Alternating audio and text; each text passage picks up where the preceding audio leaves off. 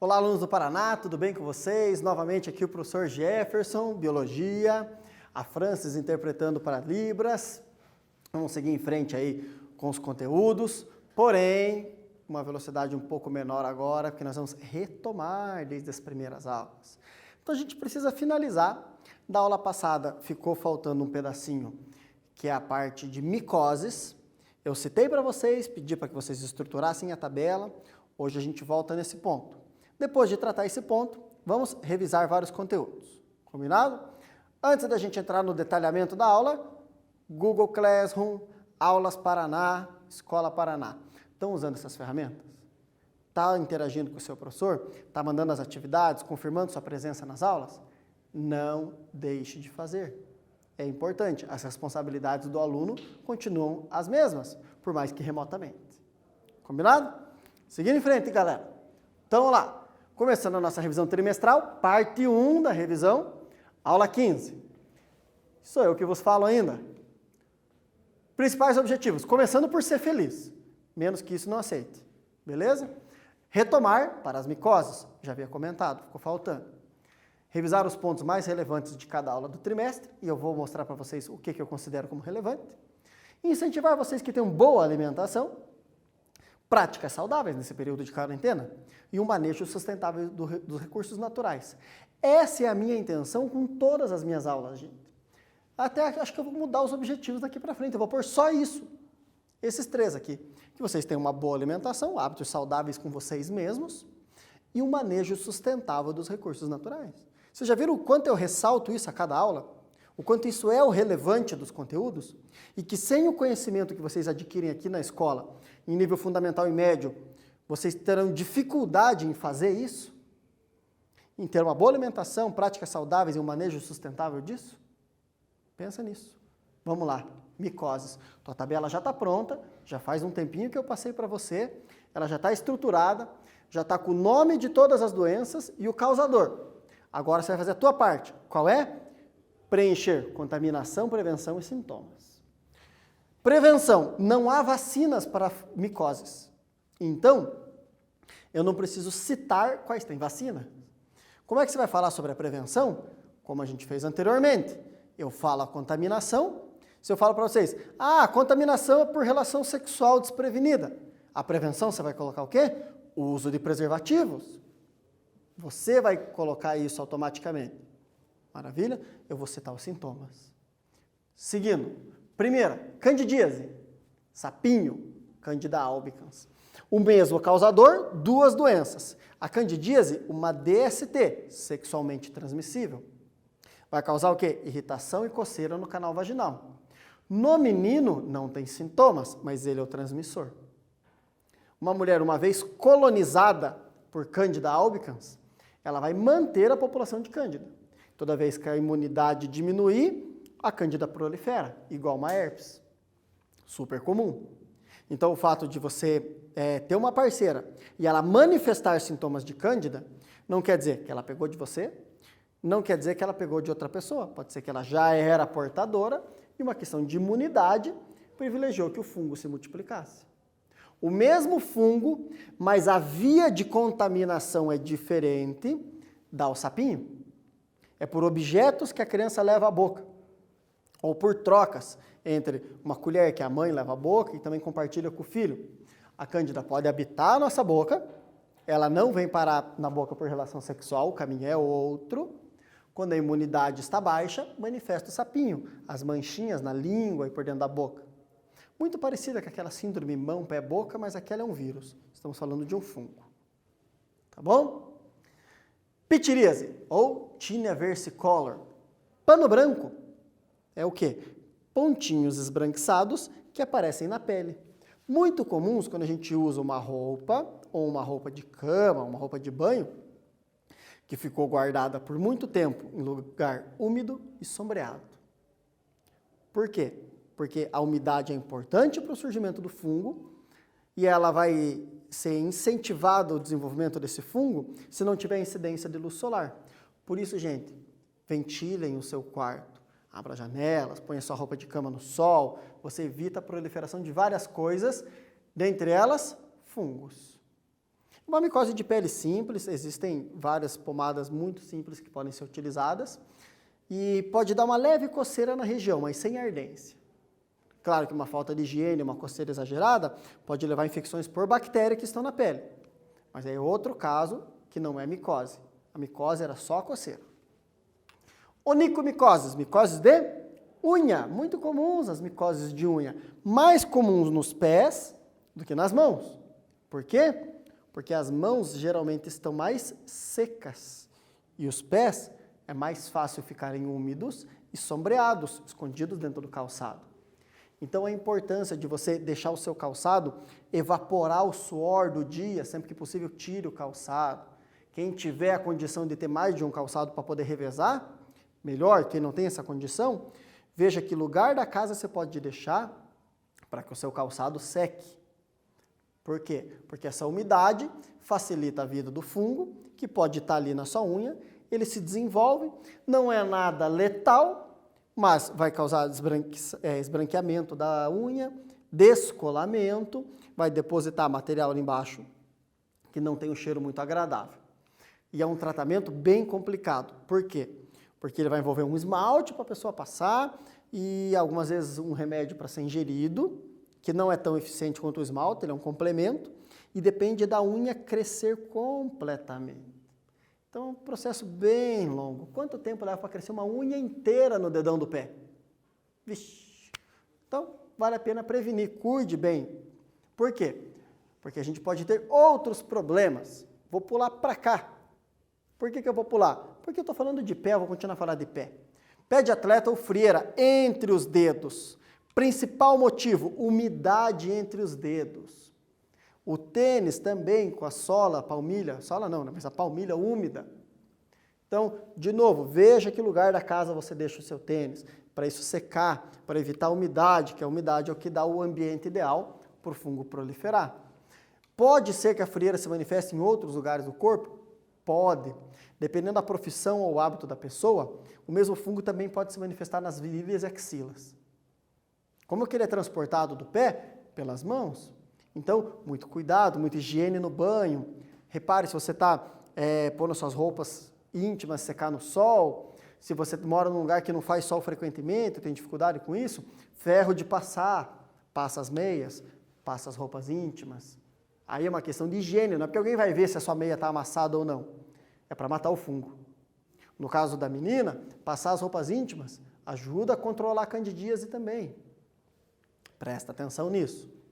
Volta aqui para o meio. Caspa, aquela descamação do couro cabeludo. Existem vários tipos de descamação do couro cabeludo. Um desses tipos é causado pelo fungo, que ele vai fazer o quê? Ele vai começar a se nutrir das substâncias que ligam a última camada da pele ao couro cabeludo. E aí o couro cabeludo começa a se destacar, a se desprender. Uma pessoa pode transmitir para outra pelo simples compartilhamento de um pente ou de uma toalha.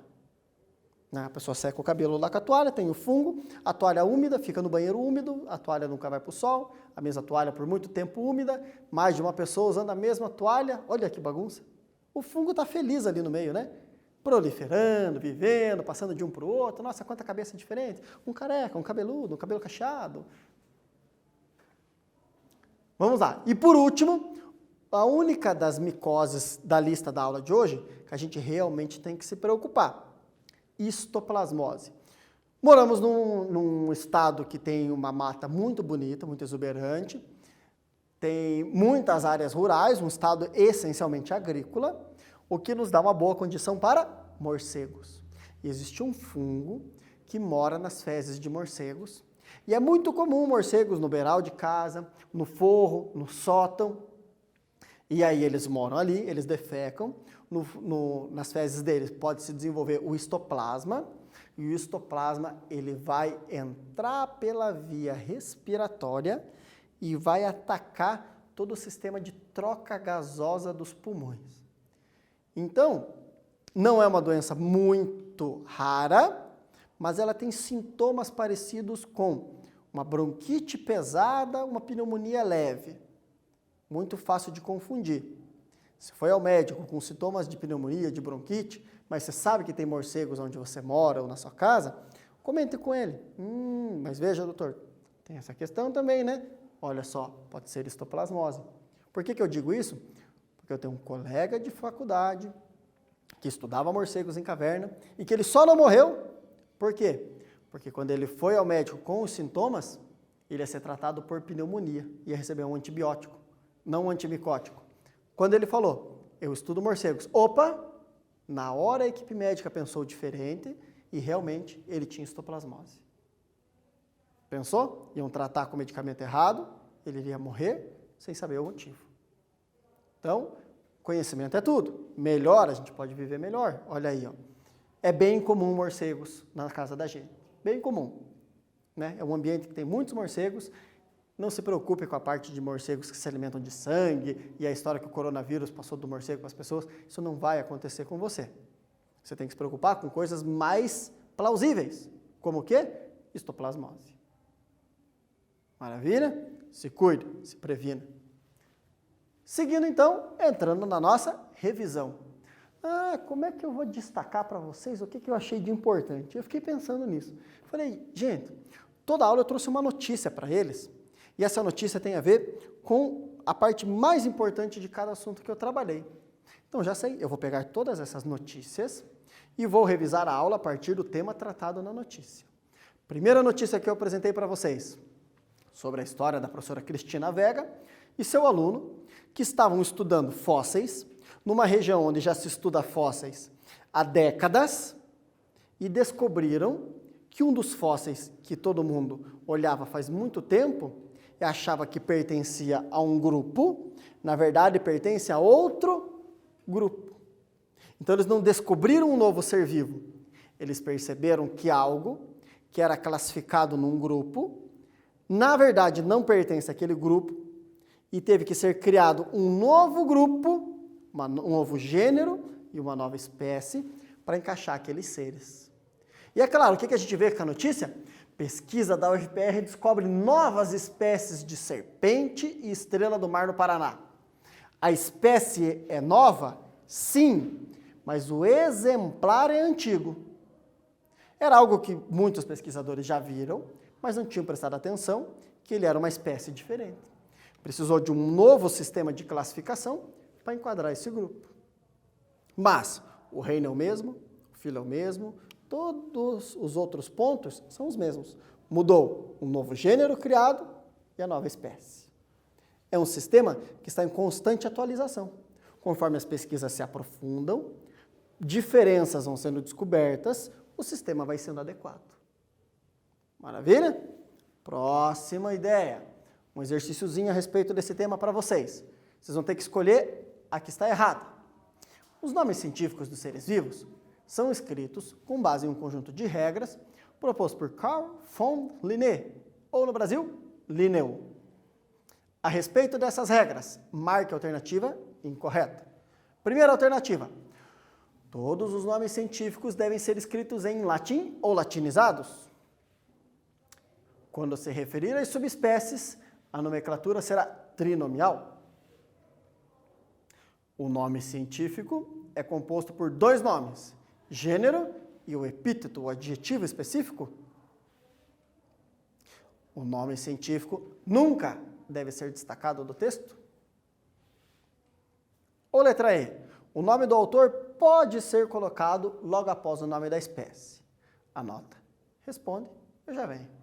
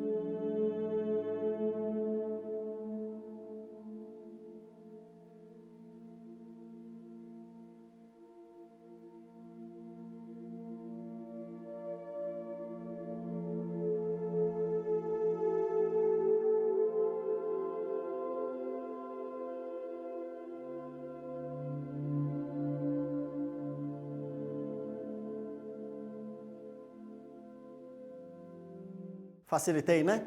Olá. Nunca deve ser destacado, pelo contrário, né? Sempre deve ser destacado. Olá. Aquela reportagem da super interessante que eu falei para vocês lerem. Leram, né? Vocês estão complementando tudo que eu trago? Vocês estão seguindo as dicas? É importante para a sua formação, faça isso. Chega aqui. Vírus, vida e obra do mais intrigante dos seres. O coronavírus é apenas o herdeiro de uma tradição, do herpes à Covid-19.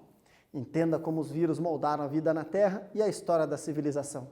Por que eu trouxe essa notícia aquele dia? Estávamos tratando a estrutura do vírus, do que um vírus é feito, que é o que a reportagem diz. Uma cápsula de proteína com material genético dentro. Dentro desse material genético pode ser ou DNA ou RNA.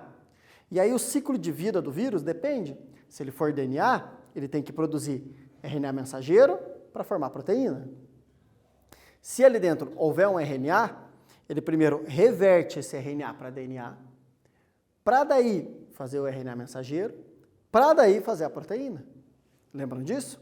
Tem os vírus que aderem à célula, injetam o seu DNA, destroem o maquinário celular inteiro, enquanto são produzidos novos vírus. E a célula morre no processo, ciclo lítico. Já tem aqueles vírus que o DNA deles se infiltra e passa a ficar junto com o DNA da célula hospedeira. E a célula não é destruída no processo. Quando ela se reproduz, ela transmite o DNA do vírus para os descendentes. Ciclo lisogênico. Tudo isso foi trabalhado neste dia. Lembram-se? Se não lembra, volta lá, assista. Aula 2. Seguindo a nossa conversa. Na aula 3, viroses. Como destaque, coronavírus. Em diversas línguas. Em alemão, em espanhol, em inglês, em francês, em italiano. Fique em casa. Pessoal, por que o nosso problema com o coronavírus está aumentando? Tínhamos começado muito bem e está piorando. As dicas de prevenção não estão sendo seguidas. Olha só, o chikungunya e o zika é um ótimo exemplo. A gente teve um surto, um único surto, de uma temporada desses vírus. Por quê? As dicas foram seguidas, o pessoal aderiu aos processos, onde tinham os casos, as pessoas tomaram as medidas. E a gente não ouve mais tantos problemas a respeito disso. Por que estamos assim quanto ao coronavírus? As dicas de prevenção não estão sendo seguidas. Qual a principal dica? Isolamento. Isolamento. Tá bom? Distanciamento físico. Vocês lá? Eu cá? A aula continua. Maravilha? Próximo slide. Aí, também falando sobre vírus, revisando vírus, na aula 4. Estudo genético mostra porque o vírus da Covid-19 não foi feito em laboratório. Lembra? A estrutura do RNA do vírus da Covid, a maneira como ele faz a adsorção, ele causa a entrada do próprio DNA, é uma técnica tão complexa que por mais que a gente tenha várias ferramentas que desenvolvemos a partir do estudo dos vírus, a gente não consegue desenvolver. A gente conhece a teoria da técnica, mas criar algo assim, não somos capazes. Explique melhor, professor. Lembra que eu falei para vocês que tem aqueles vírus que estão sendo desenvolvidos, que como eles têm uma célula-alvo muito específica, para você poder usar eles como um vírus que invadisse uma célula cancerígena e destruísse a célula cancerígena, a técnica do DNA do vírus entrar e fazer parte do DNA do hospedeiro, usada para eu pegar DNA de bactéria e colocar no milho, DNA de bactéria e colocar na cana, na soja, no algodão, criando as plantas geneticamente modificadas, o popular transgênico. Mesmo assim, a gente ainda não consegue modificar ou processar um vírus a nível de criar algo como corona. Outra coisa que a partir do RNA dele, a gente pode fazer um estudo comparativo e ver que é um grupo de vírus que evoluiu em conjunto e que surgiu no planeta muito antes do ser humano. Então, precisa de bastante conhecimento para você poder rapidamente perceber que essa história não existe, feito em laboratório. Continuando, galera. Exercício 2. Vamos lá. O que acontece? Os vírus são minúsculos piratas biológicos porque invadem as células, saqueiam seus nutrientes e utilizam as reações químicas das mesmas para se reproduzir. Logo em seguida, os descendentes dos invasores transmitem-se a outras células. provocando danos devastadores. A estes danos dá-se o nome virose, como a raiva, dengue hemorrágica, sarampo, gripe e etc. De acordo com o texto, é correto afirmar: os vírus utilizam seu próprio mecanismo para destruir células, causando viroses? Os vírus utilizam DNA da célula hospedeira para produzir outros vírus? Os vírus não têm metabolismo próprio? As viroses resultam sempre das modificações genéticas da célula hospedeira? Ou as viroses são transcrições genéticas induzidas pelos vírus que delegam a cromatina na célula hospedeira? Escolhe com atenção no texto e eu já venho.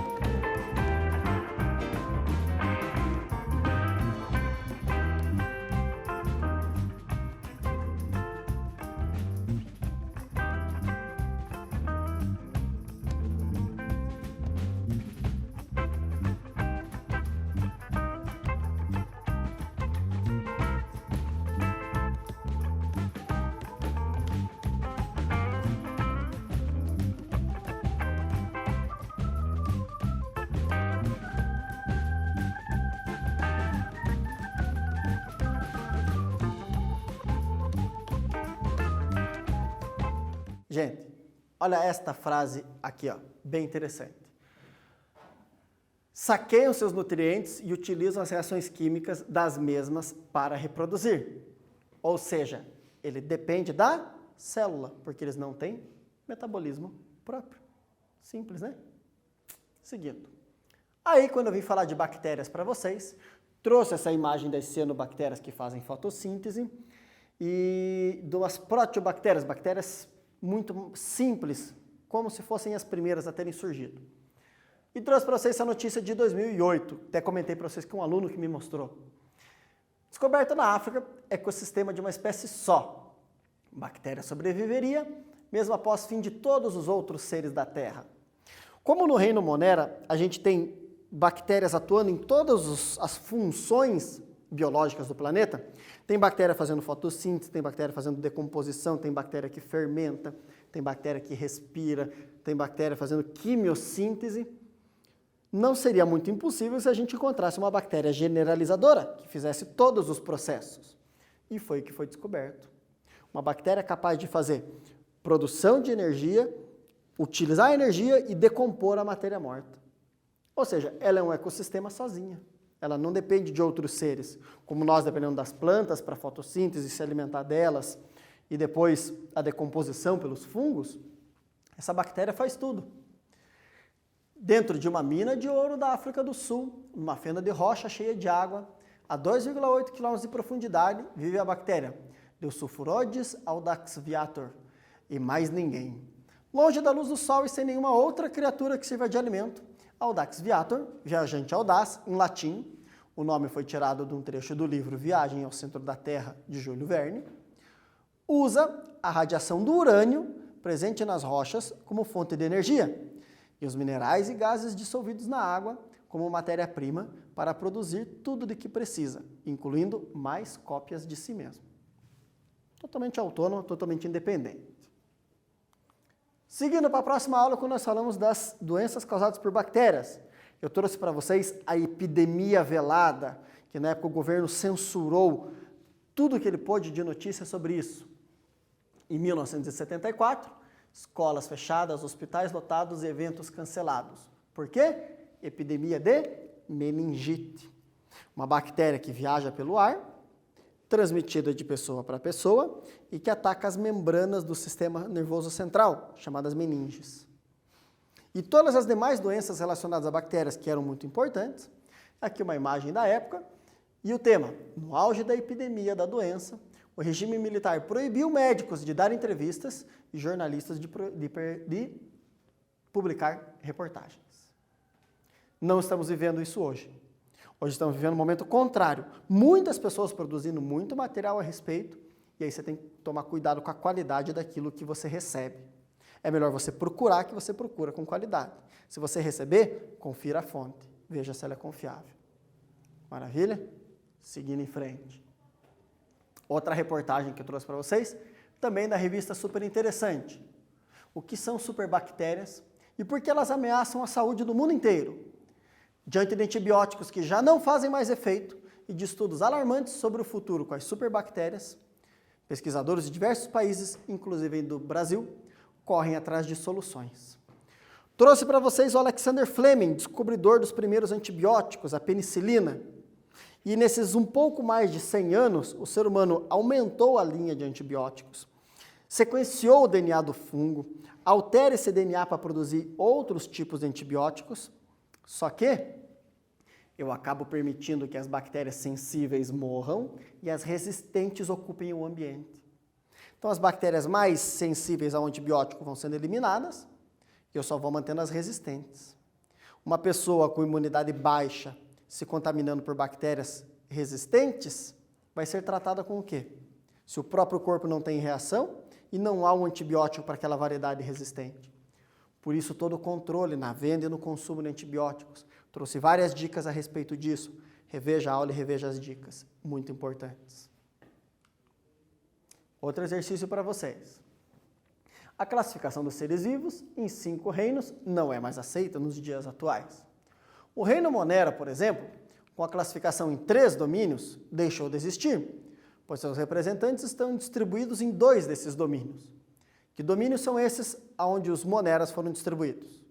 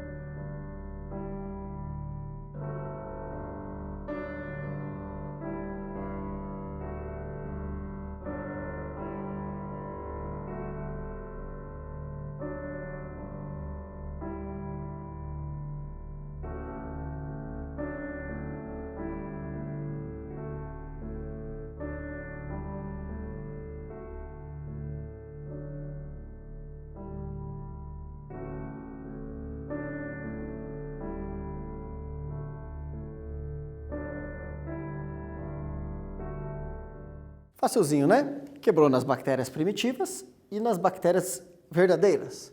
Arqueia e bactéria. Combinado? Gente, fechando, já é uma retomada, já é relembrando. Então, estudem, revejam as aulas para evitar dúvidas. Verifiquem se fizeram todas as atividades do Classroom. E as dicas de quarentena. Tome água, se alimente bem, faça atividade em casa, leia, escreva, desenhe, cozinhe, limpe, converse com quem está ao seu lado. Mantenha uma rotina saudável. Em breve poderemos retornar às atividades presenciais. Obrigado por ficar mais essa aula e até a próxima.